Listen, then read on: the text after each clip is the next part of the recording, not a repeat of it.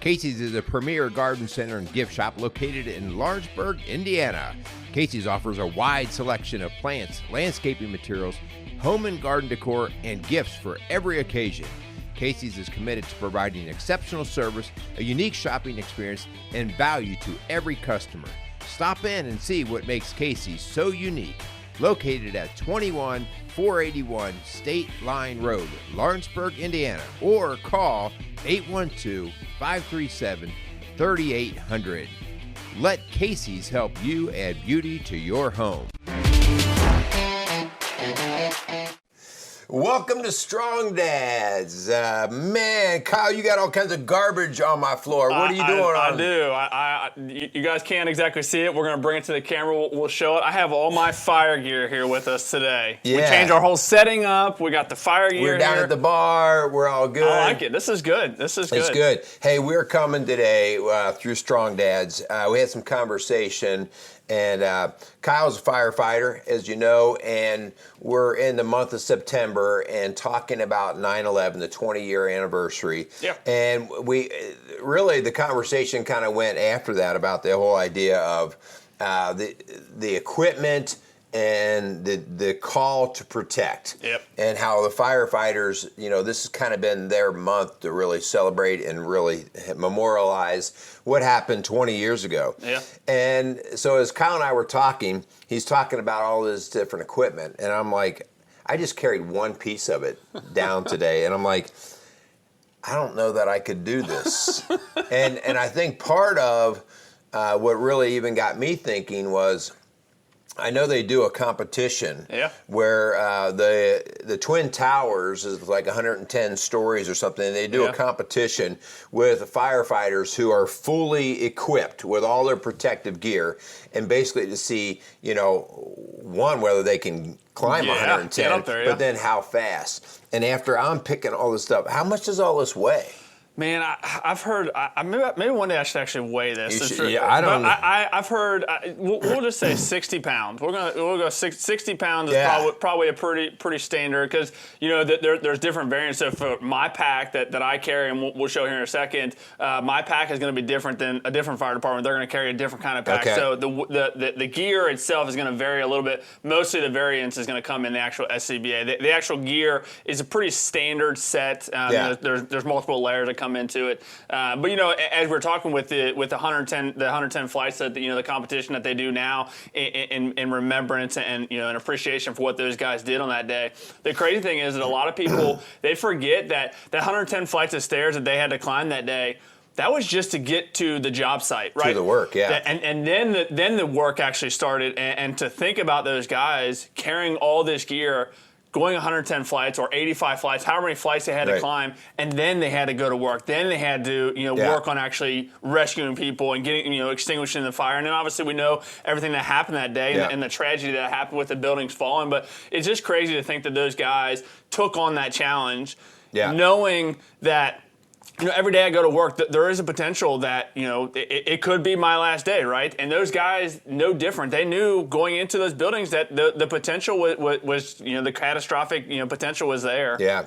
One of the things I saw in an interview last weekend was one of the chiefs being asked when they brought all these firemen in and they said, okay, here's the deal, basically what's going down. Did any firemen not do what they were told to do in terms of going in? And he said, not one. No. All of them were ready to go right in. And what was the final death count of firemen? Yeah, so first responders? 343 firemen actually died that day. 343, and they were running into the tragedy, into the fire. Yeah. And so what we're going to talk about today, we're going to go through some equipment, all right? But we're going to talk about the call for protection. Yep.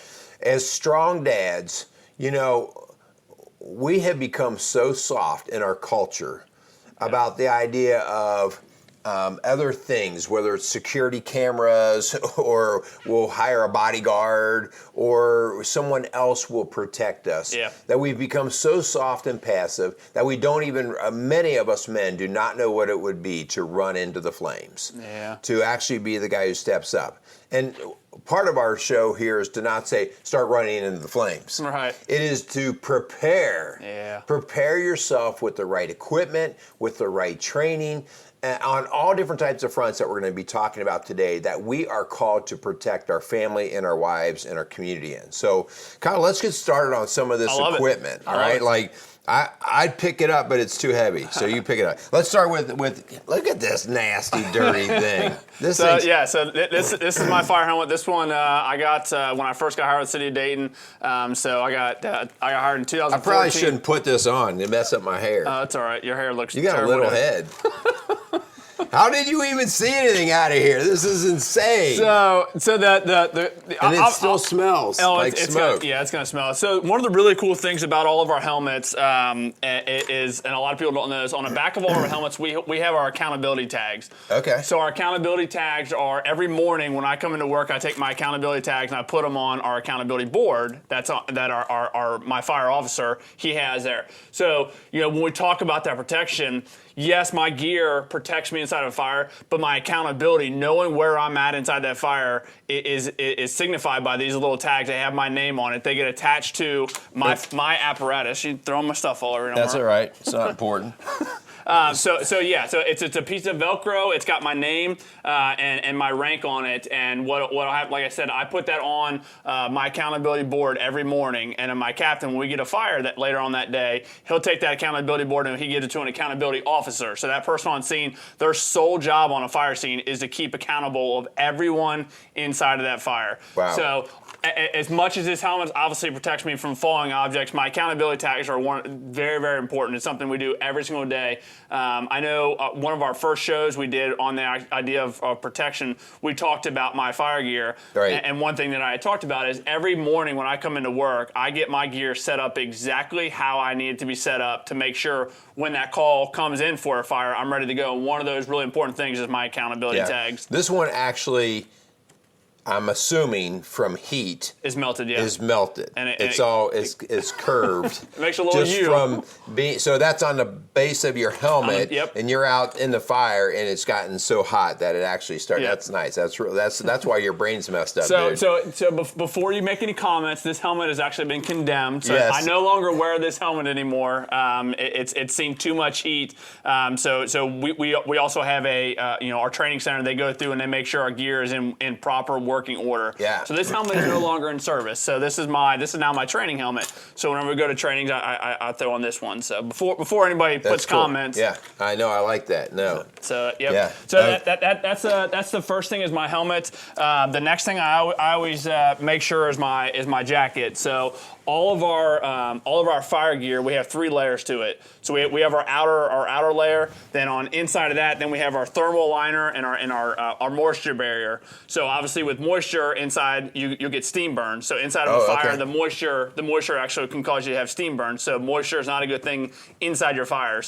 Inside your fire gear, moisture is a really good thing. I never really thought about that, especially when you're spraying water. Absolutely. Yep. So this is my fire gear, and then obviously on my fire gear, I also have my gloves, and this is something.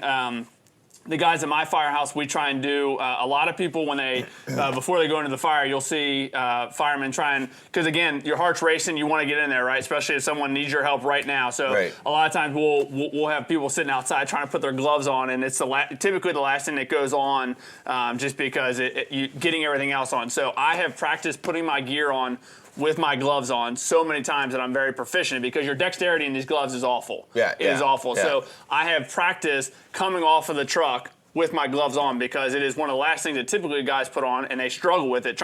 You'll see guys put the gloves on backwards on the wrong hand. Right. So while I'm in the cab of the truck driving to the fire, when I'm a little bit more calm, I put my gloves on to ensure that these are no longer the last thing get put on for me. These are one of the first things I put on. So I have practiced it so much. And again, this is going to the idea of protection. Like I've prepared myself and I've trained myself with putting my gloves on first, because I understand that if in the heat of a moment, my emotions are going to take over, and I'm not going to be able to find which hand goes where, when your adrenaline's rushing. So this is something I have practiced a lot to ensure that I get my gloves on first to make sure they're on there. So you throw those gloves on, and then, do you zip? So yeah, and, so it's and all Velcro and all that with like I can't. We have a 2-minute drill. Is the when I came on in the fire service, 2-minute drills. You had to get all of our gear on in 2 minutes, breathing air. So that standard has come down a little bit, but I still hold myself to that same standard. I want to make sure I can get everything on in 2 minutes. So I'll put my bunker gear on, or my bunker pants, my jacket. I'll put my gloves on, everything's zipped up, ready to go. I'll put my SCBA on, which I'll pull up here in a second. So when I talk about doing with my gloves, one of the last things that get put on before you go into a fire is obviously my SCBA, my breathing apparatus, right? So this is my breathing apparatus. So this will be on my face, and this is attached to my SCBA pack that's on my back.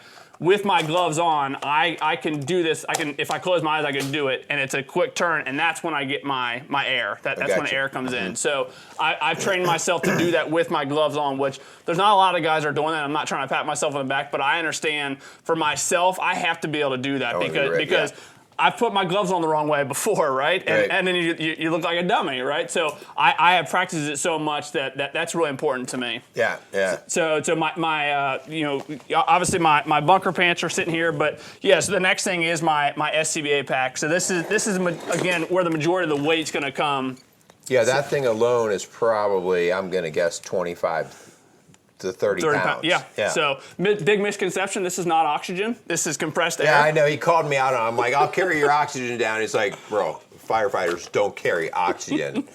Oxygen and fire they don't go well together. Right. So so every morning I will come in and I will check this. I will make sure I have my cylinder is what I want it to be. So these cylinders for where I work at, these are 45-minute bottles. This is supposed to last me anywhere from 30 to 45 minutes. It's got 4,500 psi. So this is a again, this is my lifeline. This is what gets me home to my kids and to Jenny every day. So every morning, and I'll just turn it on just so you guys can hear it. Every morning I'll come and I will turn this on and make sure it's operational. So basically, you just allowed air to go into that regulator. Into the system. So in my mask, I have lights that tell me how much air you see the lights in there? Oh yeah, okay, I see it. So there's lights in there that give me. So when this is on my face, this is I'm able to see exactly how much air is still left inside of this. Mm-hmm. So here I'll just put it on. But, you're ugly enough. Go ahead and put that thing on here.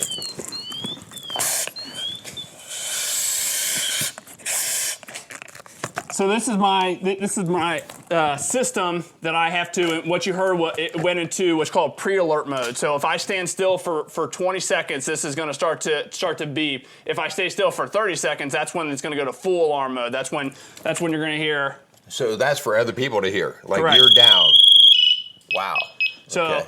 that is an indication that there's a fireman that's down, that needs help. Wow. So that's a kind of a it's a last resort. So if you're hearing that, that's typically not a good sign. So I'll just shut this off so we can keep talking. Wow, that's crazy. So what kind of heat can that thing handle? So these get tested every 5 years to ensure that they are not. It's a carbon filament that gets put over top. So as far as temperature goes, I think these are my mask, and I don't know the exact specs as far as when they start to melt, but they melt at like 400 or 500 degrees. That's when you start to get some bubbling, and they may fail, and then you'll have to get tested for this. So I get fit tested. So every year I get tested to make sure that this still fits my face. So this is also why you won't see firemen with beards.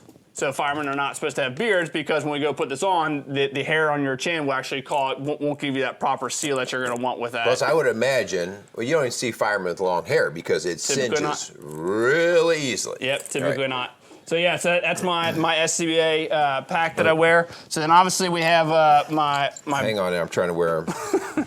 my bunker pants. So with my bunker pants is my Nomex hood. So whenever you see a fireman going into a fire, you do not want to see skin.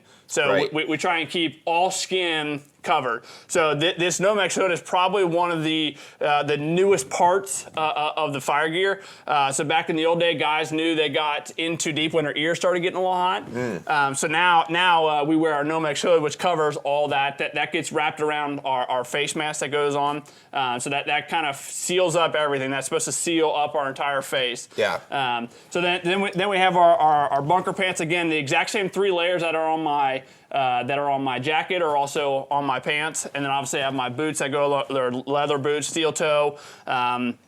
So one of the cool things, I have leather suspenders, which I love, and since we're talking Strong Dads, right? That's right, yeah. So I have both my girls' names stamped inside my suspenders. Cool. It's kind of just again a reminder that as much as I love my job and I love what I do, getting home to my family is top priority. Yeah. Is 100% top priority. So, in all my gear, I have odds and ends stuff. I have chocks to be able to, keep doors open. I have webbing that I have. I have some cutters. So, drop ceilings. We may get, wires that come down. I want to make sure I don't get caught up on those. So having odds and end tools like that. There's some guys that don't carry anything. Some guys carry a lot. I try and be like right in the middle. I like to have a few odds and end stuff.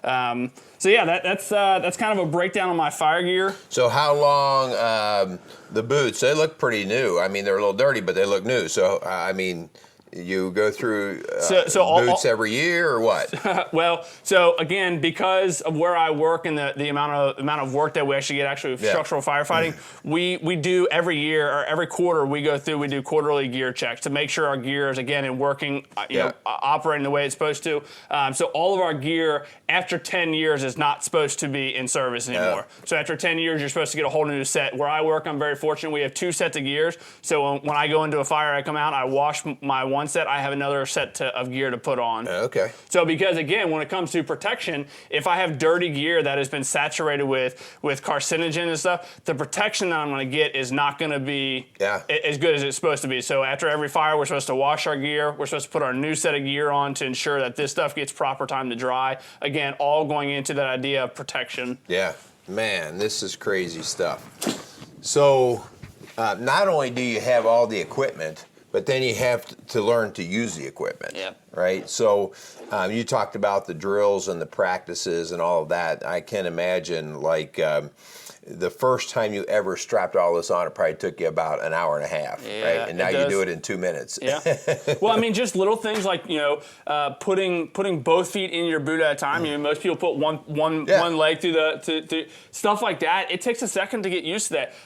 These fire gloves, your dexterity. If you were to put these on, people do drills. There's firemen that do drill that try and pick up pennies with these to try and really get your dexterity down, because dexterity inside these is really, really difficult. So something that we train on a lot, because your dexterity is so hard in the middle of a zero visibility fire, I don't know if I'm touching a pillow or if I'm touching a baby. Yeah. So we talk all the time about because you can't feel very well, whatever you're grabbing, bring it right to your face. Yeah. So because bringing it really, really close to your face to ensure that you can see it, because again, the dexterity in these is not good.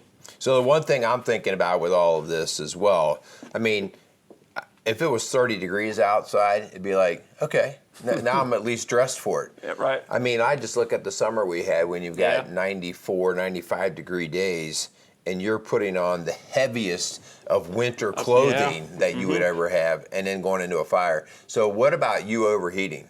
What's the likelihood of a fireman overheating? Oh, it happens. It happens quite often. Again, where I work, I'm fortunate because we have the personnel. So we, whenever you come out, there are some departments, again, every department varies a little bit. There are some departments that basically, when you go through one cylinder, you're out, you go to rehab, you get your vitals taken, you get to eat, you get to drink. Oh, wow. Where I work, which I love because we're so aggressive, we come out, we get a new bottle, we go back in. Obviously, health, under check. Yeah, correct. A lot of what we do is self-check. So if I'm not feeling it, I go to rehab. We do have rehab set up. We have a big truck there that's got food, drinks, EMTs and medics there to be able to take our vitals. But yeah, overheating is definitely a big, especially, just like you were saying, the summer months. Again, I'm very fortunate to work for a department that prioritizes our people, so we will hire overtime on a really, really hot day. We'll hire extra people to ensure that we have as many people there as we need. Yeah.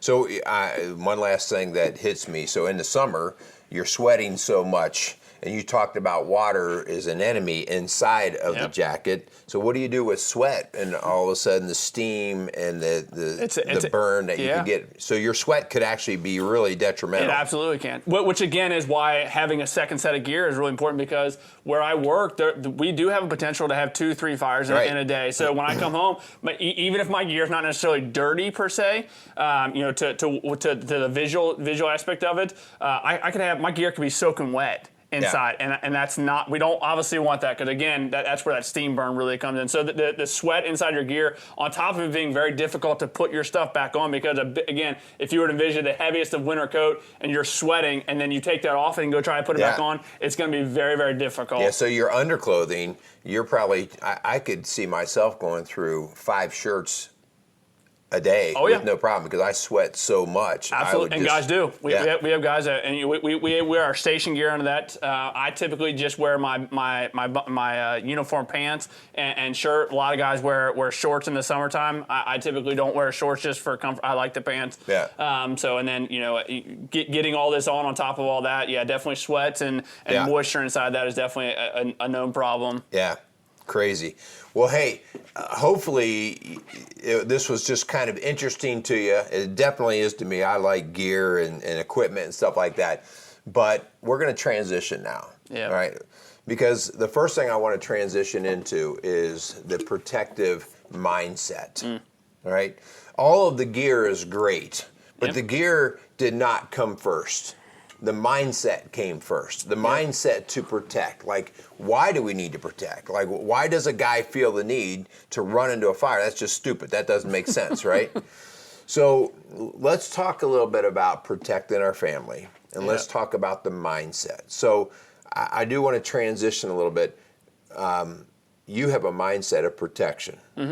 Do you think you were taught the mindset, or was that in you, and that's what got you into firefighting? That's a great question. That's why I asked it. I know. You're full wisdom there. Full, man, I don't know if it was getting into this profession and falling in love with it that kind of instilled that idea of protection. I've always felt that men are called to protect. So it was more of a natural fit. But yeah, once I've got into this profession and I'm full on. I love what I do. I love every aspect of what I do. Man, that protection is so near and dear to me, because that's why I do what I do. And I understand that when I go to work, the citizens that I'm called to protect, they come first for me. Yeah. Like, and I will do. We've talked about before. I carry a mission statement card on me that tells me that I'm gonna give significant risk to gain a significant reward, i.e. the citizen. So I'm going to give everything I have, that protection. I'm going to do everything I can to ensure that they are protected. Yeah. So the first part of this, guys, when you're thinking about the level that Kyle is at in a day-to-day protective role, or the level that you and I are in our home, we have to have a mindset of protection. Yeah. That does not mean protecting against bumps and bruises and scrapes. Right. It's protecting against the big things that can devastate and damage the people that we care about, right? Yeah. The people that we are willing to have a high risk and reward payoff for. But I think when it comes to the idea of protection, I think it's important. Like, as men, we need to realize we are protecting because there is a battle that's raging on. Like, there is actual things that are going on in our world, whether it be, we talk about spiritual warfare, whether it be, what your kids are dealing with, whether it be, bullies, whatever that, like, every day, man, there's battles going on, and we need to understand that. Like, if we just say, "Oh yeah, I'm going to protect my family," but then don't realize, like, what am I protecting them from? Like, there's so much in this world that we need to ensure that we are in that protective mode. Yeah. So let's run through a couple of them. Yeah. Okay. So one of the first things that we are as men, and this is our challenge to you, all right, to stop sidestepping it, stop putting it off on mom. All right. Yeah. You are a provider, and provision is part of protection.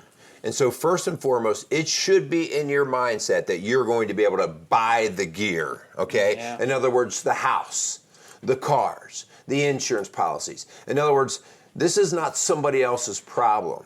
It is part of, those are the tools that you use to protect. And as a strong dad, you don't sit back and go, well, hopefully somebody will provide that. No, you seek your equipment out that you're going to need. And if that's, what kind of house am I going to put my kids in?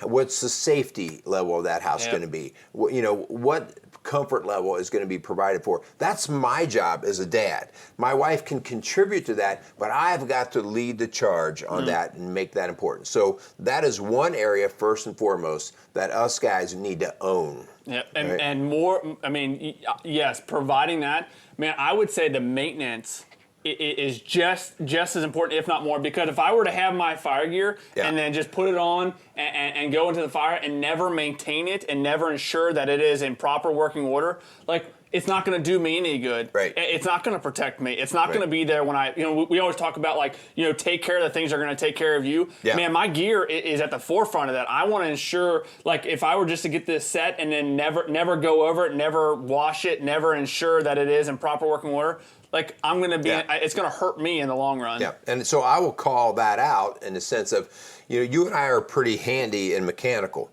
So we do a lot of the maintenance around the things that provide the protection, our home, our cars, those kind of things. But let's say you're a guy out there and you're like, yeah, right, well, I'm not mechanical. That's not our point, all right? That's not our point. Our point is you get it covered. All right. If you're mechanical, go ahead and you do it. If you're not mechanical, it ought to be on your calendar to provide reminders to yourself to call somebody who can help cover you. Okay. Mm-hmm. You don't probably go back and rebuild your air tanks. All right. But when they're needing to be rebuilt, you know who to call. Yeah. All right. And so that's that whole idea. Don't make up the excuse or feel inferior that you don't know how to do a certain thing.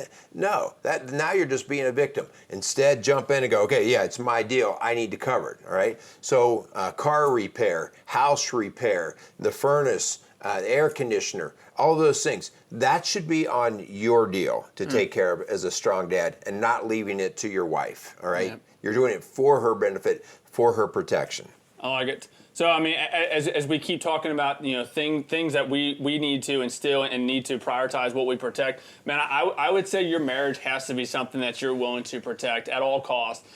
Your marriage has to be worth fighting for in every aspect. So even when you're in the midst of a battle, when you're in the midst of an argument, when you're in the midst of disagreements, man, protecting that marriage at all costs, golly, it should go without saying, but unfortunately in our society it's not, because we in society have accepted the easy way out of divorce. And man, protecting your marriage at all costs has to be of the utmost importance for you in your home, because what it does drastically for your kids. And again, I know there's guys that are listening to this that have gone through a divorce, and if that's you, man, I'm praying for you, and I hope that what you're going through, I hope you can come out the other side and understand mistakes that were made. We talk about this selfishness that goes into divorce.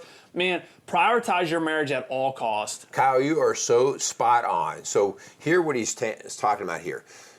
And the work that I do in marriage and family coaching, more often than not, I have the ladies stepping up and protecting their marriage. Yeah. That they should protect their marriage, but you should be leading the protection of your marriage. Yeah. And what's even worse is us as men, we don't even identify what is attacking our marriage. The pornography, the alcohol, the time spent at work, the money expenditure. These are the things that you have to aggressively go after and say, oh, wait, that's going to hurt my marriage.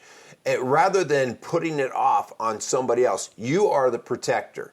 And so if pornography or alcohol or money expenditure or time or hobbies, any of those things, listen, it doesn't mean you're never going to get off track. It's when you do, you recognize it. You recognize, I need to do some maintenance here, okay? That is part of your protection. Don't leave that to your wife. When you are having a struggle in your marriage, like you and your wife are butting heads or you're not seeing things right, it is up to you to do the work to say, okay, I need to eat a little humble pie here, and I need to go and speak with my wife, and we need to figure out how to fix this. And if that means I need to do something different, a different training, a different approach, then that's what I have to do, because I'm protecting the marriage. So that's a great point that you bring up with that side of things. Yep.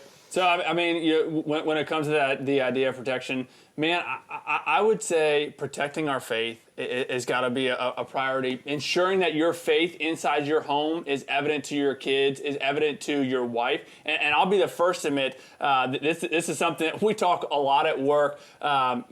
It's really easy to be lazy and to sit back and to not go out and train and not get better at our job. And I think the exact same for me. I know it is so much easier for me to be passive about my relationship with Christ, be passive about my faith, than it is to attack that and to be aggressive, because I think God is calling men to be aggressive in their faith. Like, go after, like, what is that relationship?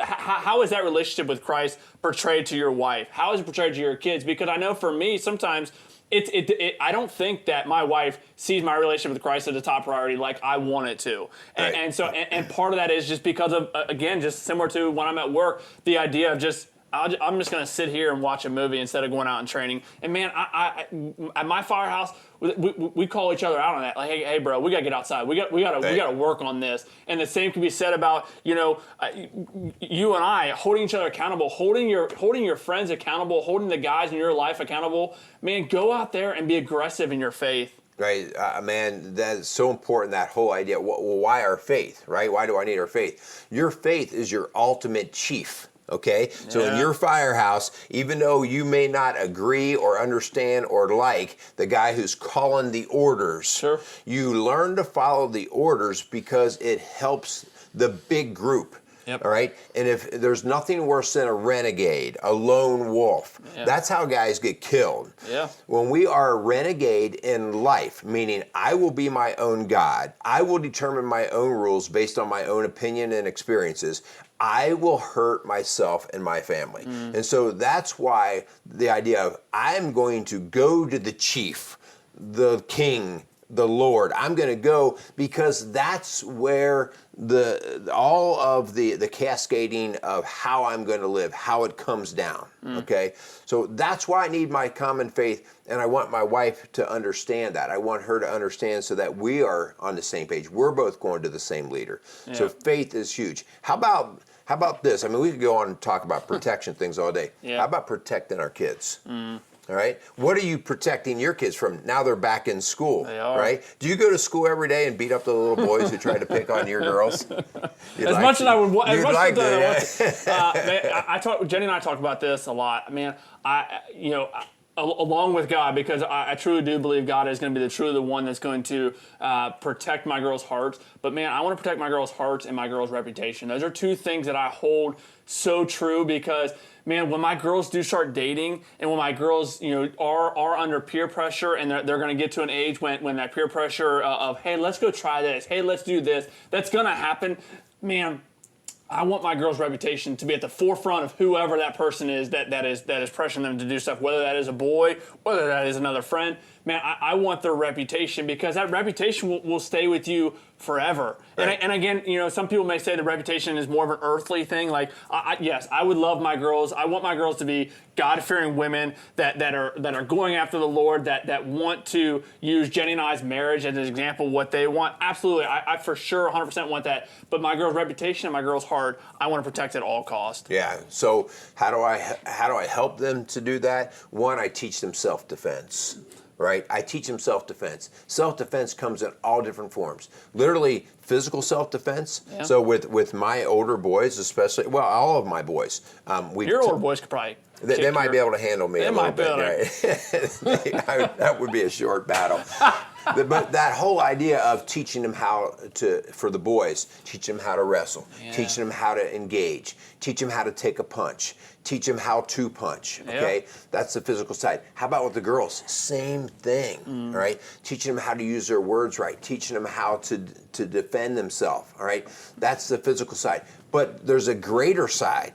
And especially in this world, because a lot of our kids are very protected from physical harm already by just the nature of how we've set up our culture. But how about the computer? How about the internet? Protecting them, like not just saying, no, you can't look at the computer, but teaching them how to defend yourself with the computer, how to have the spine to stand up, like, no, I don't need to look at that stuff, all right, on the computer. I don't need to waste this much time on the computer, all right? Those are my protective educations as well as boundaries that I need to set up to protect my kids. At the end of the day, when you walk in the fire, your chief's not right there, right? At the end of the day, you're out there and you've got to figure it out and you've got to do the job. One of the things that we see on a major epidemic kind of level is kids who can't figure out how to protect themselves because they don't even know what they're protecting. And so part of our job is to teach them, hey, at the end of the day, you're going to go to school. You're going to go to college. You're going to be away from mommy and daddy. Yep. You better have your head on straight and know how to deal with this stuff.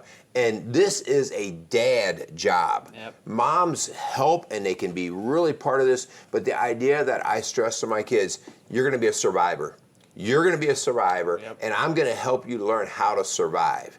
I'm going to put that in your gut so that when you look at a place that seems threatening or a person that seems threatening, you have a plan in your head and you're not in panic mode or anxiety. Yeah, cool. Because similar to not having a chief in a fire, like that idea that as parents, we can't micromanage our kids. We have to give them the skills and abilities that they need in order to go out there. We need to show them what protection looks like, in hopes that when those opportunities do arise, that protection mode, that idea of self-defense, when those modes come into play, where if you're if you're over top of them the whole time, and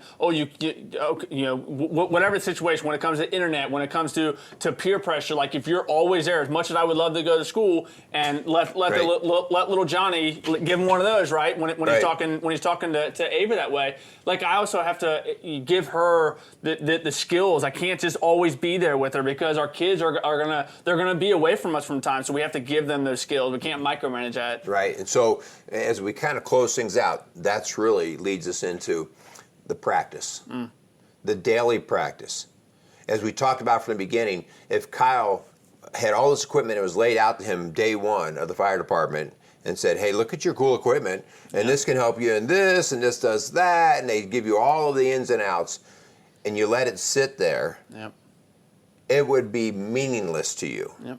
Teaching your kids self-defense, teaching your kids about the internet, and never practicing it is next to worthless. It's actually even probably more dangerous because it gives them a false sense of, oh, I could probably do that if I had to. And so the practice, what does practice look like? Literally, if it's physical training, it means we're actually doing that. Like, we're going to wrestle. We're going to take self-defense classes. We're going to do these things. It's talk, right? Teaching our kids. It's prayer. Teaching our kids daily. All right, these are the practices. If this one and done, we did that whole show of one and done, right? I'd like to just show you one time how to do it and you're good. But listen, we're not good at stuff. I don't carry a gun with me. And the reason why I don't carry a gun, I don't know if I should say that, right? Because now someone's going to pick me off. I don't carry a gun, and the reason, I have guns, I have pistols, but the reason why I don't carry a gun with me is because I don't put the time in to train with it. All right? I shoot once, twice, 3 times a year, and it's usually for recreation and fun because I enjoy doing that. So the idea that I would put a pistol on me and carry it as if I knew what I was doing is dangerous and stupid, okay? I'd have more likely to cause harm than good. So I'm not opposed to the concealed carry, but the day that I carry will be the day that I commit to the practice. I commit to the practice, and that's just being real. That's part of it, all right? And if you can't practice it, if you can't do it, then get the systems in place that can, all right? So whether you go elsewhere to get trained, you send your kids, you send your wife, get them trained up and practice. Well, and similar to firefighting in my setup, my gear, man, I will never be able to train like it's a real fire. Right. Like I can put a lot of things in place, similar to us as dads and as husbands. Man, you will continually train or hopefully train yourself to prepare yourself to be in those protective modes. But when it comes time to be in that protective mode and actually doing the dirty work, actually getting there and doing it, fighting that actual fire, man, those are going to be learning experiences. So I can't tell you the number of times we get done with a fire, we come back at the kitchen table like, hey, what could we have done better? That, the next time we see something similar to this, how are we going to respond to that? And the same can be said about us, man. When you do fail at a time of protection, like it's not a time to sulk. Like, let's get better. Let's own those situations. Hey, I messed up here. The next time this situation arises, I'm gonna respond this way. Right. Like those are great. Not to say we shouldn't train outside of those actual times when it needs to be. But man, when those do happen, you should always look at it and always say, I could have done this better. I could have done this different.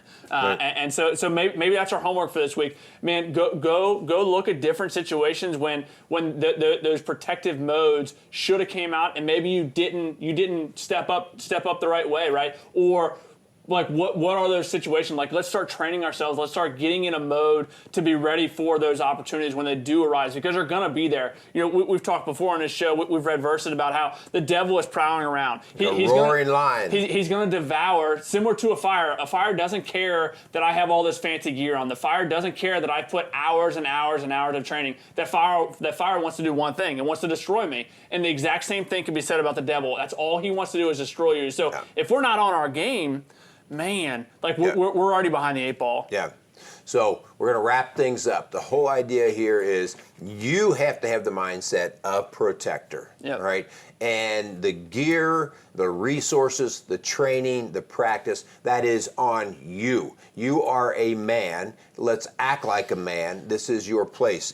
This is not a cultural debate.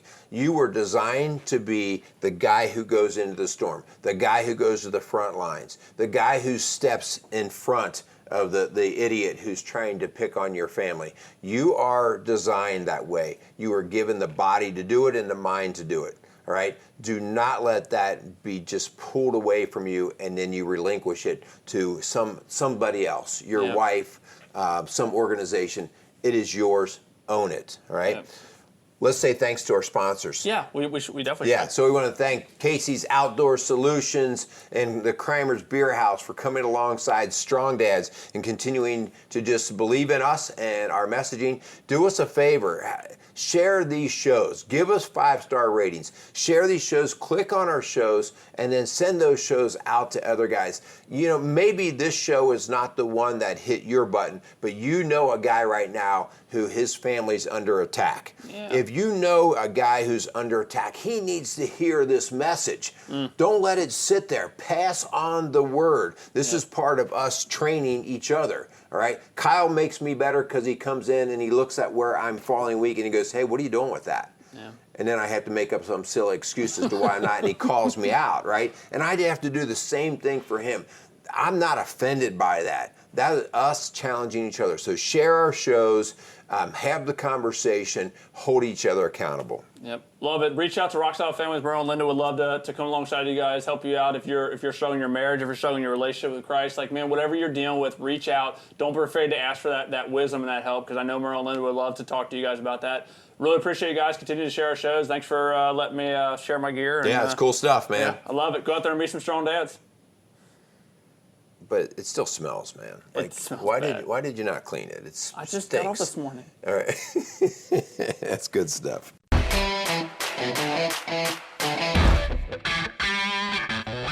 Hey, this is Kyle Crawford from Strong Dads. Strong Dads podcast would love to thank the Kramer's Beer House for coming alongside of us. The Kramer's Beer House was started in 1982 by the Kramer family, and since that time, they have definitely become a Cincinnati favorite.